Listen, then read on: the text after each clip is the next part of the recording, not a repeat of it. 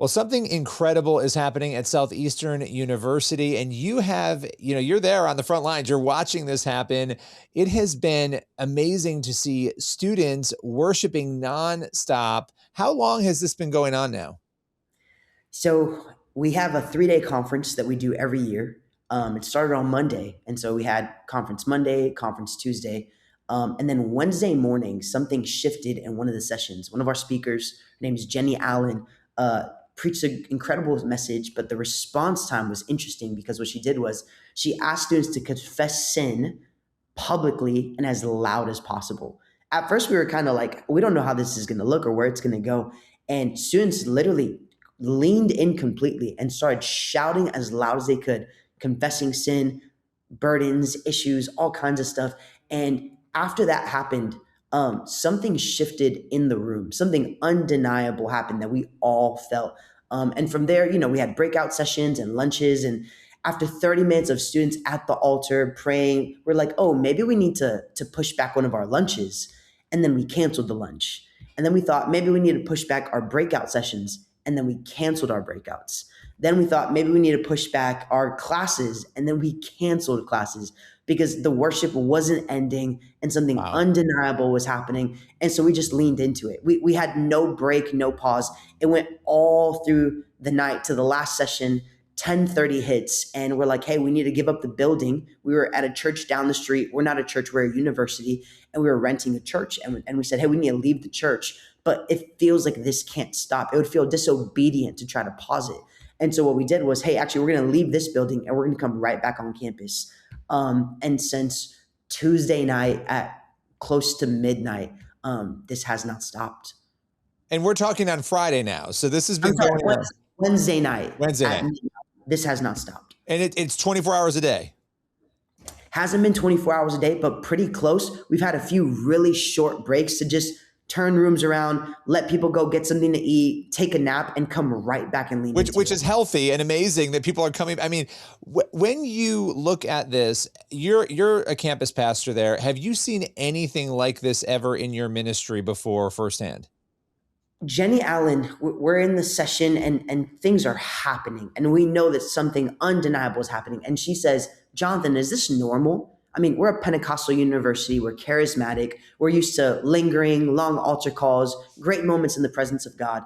But the only thing that I could think to tell her was this feels normal somewhat, but it feels like we just entered into a new normal. Wow. Okay. A new normal. Now, let's get a little bit more into what is happening because the videos are incredible. The live feed is amazing. I was just watching some of it. We saw back in 2023 with the Asbury revival, and I know some called it an outpouring. There were all different terms based on what people thought was happening. Something incredible was happening. It feels very reminiscent of that. So when you look at that and you look at what's happening now, let's just talk a little bit about, there were young people yelling out their sins, confessing their sins.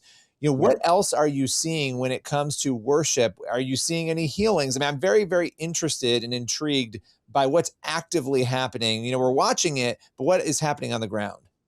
So the people at Asbury, specifically Pastor Zach Mearcreeps, have been a huge encouragement to us. We feel like we're on the phone with them every hour, just asking, hey, what did this look like for you guys? What did you learn? What mistakes can we learn from? And so I would say very similar to Asbury, but here's, I think, the difference. When Asbury happened, nobody knew what it was. We didn't know how to title it. We didn't know what to name it. We didn't even fully know what was happening. But now there's a pattern. Because we saw what happened in Asbury, when stuff started happening in London, we said, oh, this looks similar. When stuff starts happening at Southeastern, it's like, wait a minute, there's a pattern here. We've seen this before. And so it was less questions of like, what's happening? And now we're like, oh, what are we supposed to do? How do we even steward this? And so calling our friends at Asbury, we asked them like, what was the stuff that you guys saw? And it was very reminiscent of what we were seeing. And so the two kind of metrics, the guiding principles that we've been kind of leaning into was they said there was an undeniable, just roaring hunger that was abnormal, that was different. And number two, there was a kind of tangible, undeniable sense of the presence of God.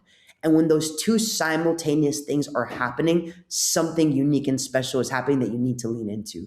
And so the services, there is no program, there's no schedule. We're trying our very best to make sure that we have people safe. There's rotations for worship leaders and security guards and production people.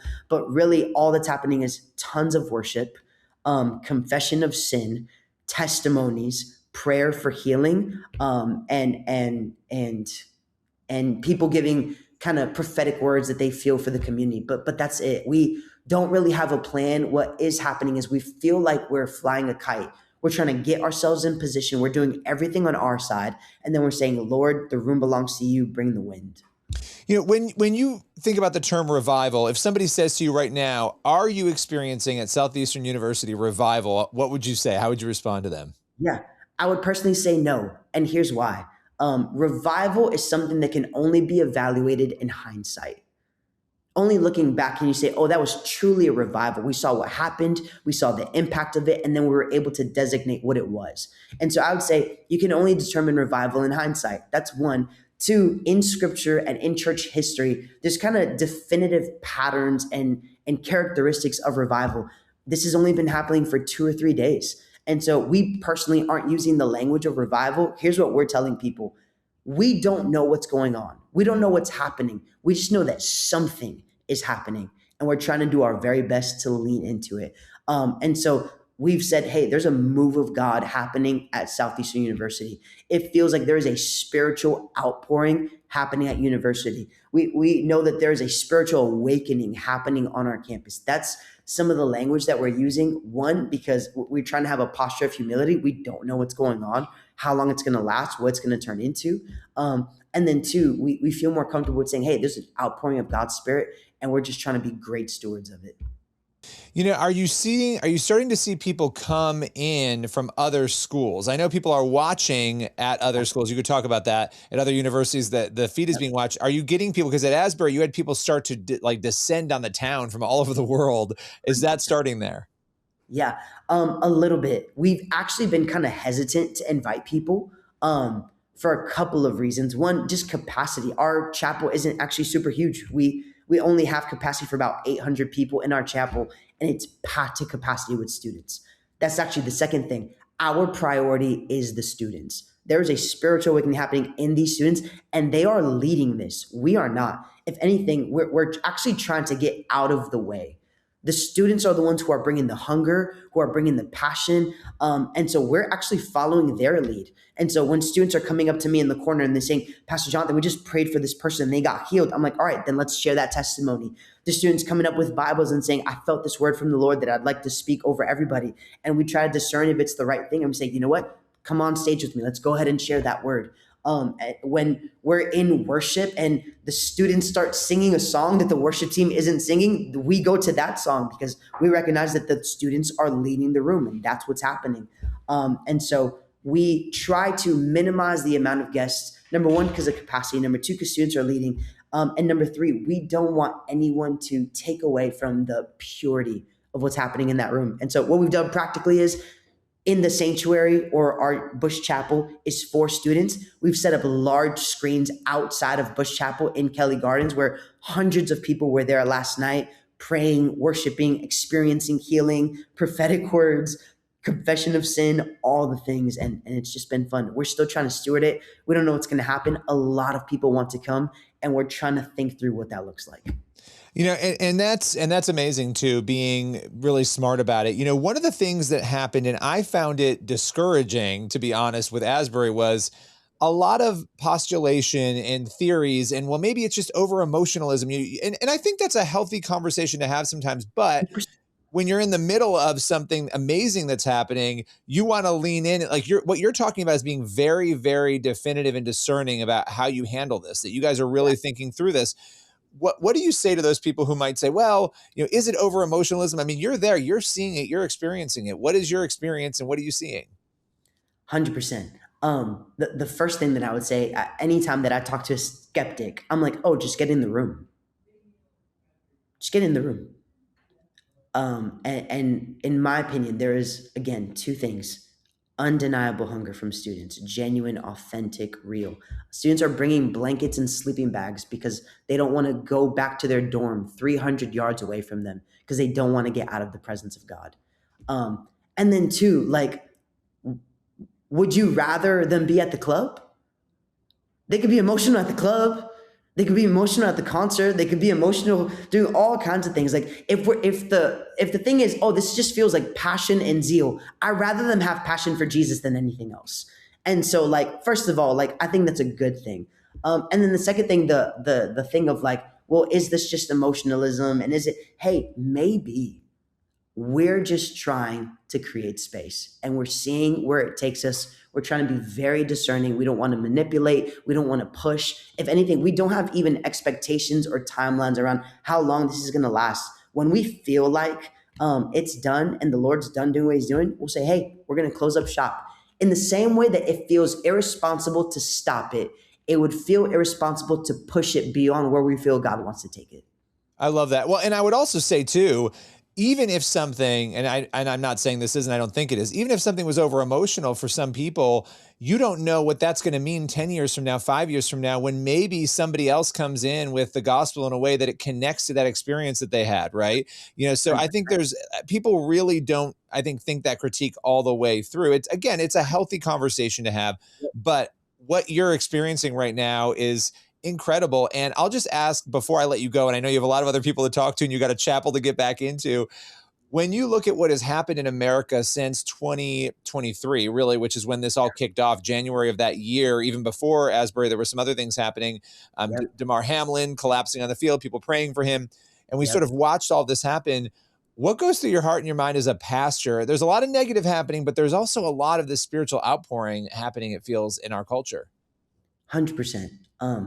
I thank God for Asbury because I think Asbury just opened up and expanded our hope for what's possible.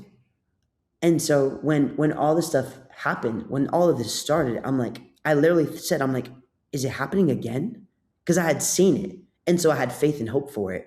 And so I would say, yeah, I look at what's happening and I think it's giving people hope for the future that, hey, this is possible. Asbury, all the movements that are happening, the things that are happening in London, the things that are happening on college campuses across the country. I think Gen Z is just, I think my generation was a little skeptical, a little cynical, because we had seen some stuff and been through some stuff, and we had some heroes that fell and like all those things. And I think Gen Z is more hopeful than we give them credit for. And I think all these things that are happening, they're the ones that are leading it, and it's giving me hope as a pastor for the future.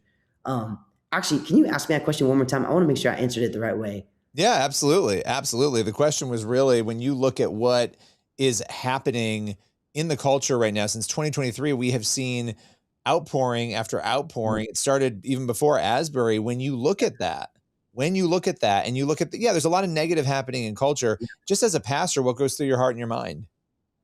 Oh, yeah, I've just got hope for the future. Whenever you look at the church in history and whenever you look at scripture, oftentimes the darkest moments are when God does his greatest work. I mean, we see that over and over and over again. And so, over the past couple of years, COVID, political polarization, racial tension, I mean, fill in the blank, right? What a great recipe for a move of God. What a great opportunity for revival to break out in our country. And again, in the darkest moments is when the light of the gospel shines the brightest, and it's when God does his best work. I absolutely love that. That is a great place for us to close. We're going to continue to check in with you as this outpouring unfolds. Thanks for joining us today. 100%. Thanks for having me.